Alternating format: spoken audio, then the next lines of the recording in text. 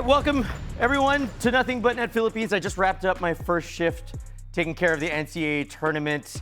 This is how I see it. I have Florida winning it all. Who would have thought? Shout out to the Al Horford, Joakim Noah days. But I do have them, Iowa State, Houston, and Duke in my Final Four, with Florida and Houston meeting in the national championship game.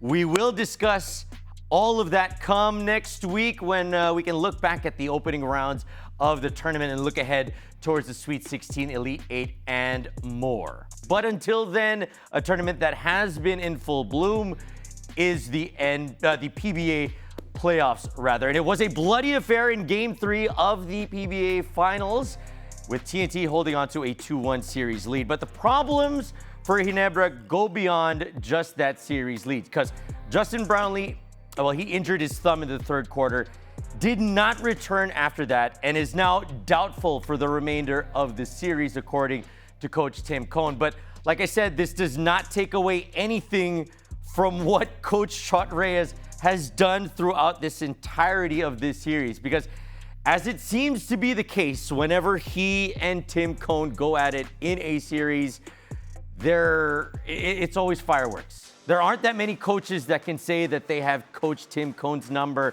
but Coach Chot might have Coach Tim figured out yet again, all while TNT are without the services of their number one domestic player, their number one local, Jason Castro. Honestly, it has been so much fun, as it always is, to watch yet another chess match between two of the greatest basketball minds that we have in the Philippines. Back and forth with adjustments, daring each other to see who's going to blink first. Because in Game 1, when I was watching it, RHJ, Rondae Hollis-Jefferson, took the Tropang Giga, threw them on his shoulders, and found himself in single coverage, which blew my mind, to be honest, for most of that game. It really looked like Ginebra wanted to see if the rest of TNT could beat them. Well, they didn't need to, because RHJ took care of it by his lonesome. Come Game 2, BGSM decided that they needed to see someone else try and beat them. Multiple closeouts that saw left field Mamba, as they call RHJ, and they dared anyone else on TNT to be the game winner.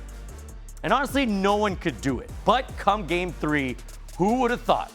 Ray Nambata coming out of nowhere. It's a sighting for him that gave Coach Chot the upper hand, while Brownlee's injury brings even more concern to Ginebra's title hopes.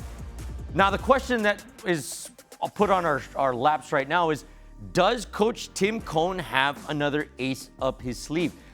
Does he have a magic bunot under his hat that can fill in that void that JB has left in the event that he's out for the remainder of the way? Because if he doesn't, I don't know if there is anyone or anything outside of a prayer that can stop Rondae Hollis-Jefferson.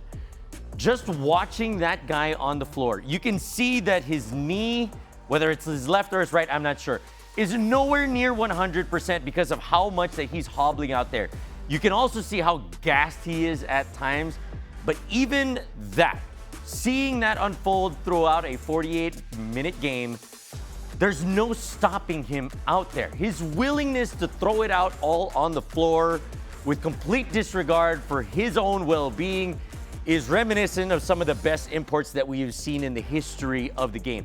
It reminds me of Denzel Bowles back in his BMEG days, because RHJ will most probably win the Best Import Award, and he very much deserves it. He's going to love receiving that award, as he should, but it's not the one that he's been throwing it all on the floor for. He wants that title, and unless Barangay Ginebra San Miguel can come up with a miracle, it's going to be hard for the Gin Kings to stop that from happening. So, thank you guys for hanging out with me. Make sure to follow us on Instagram at espn.ph and at ESPN Asia for more. My name is Atayde. This has been Nothing But Net Philippines. We'll see you all next time.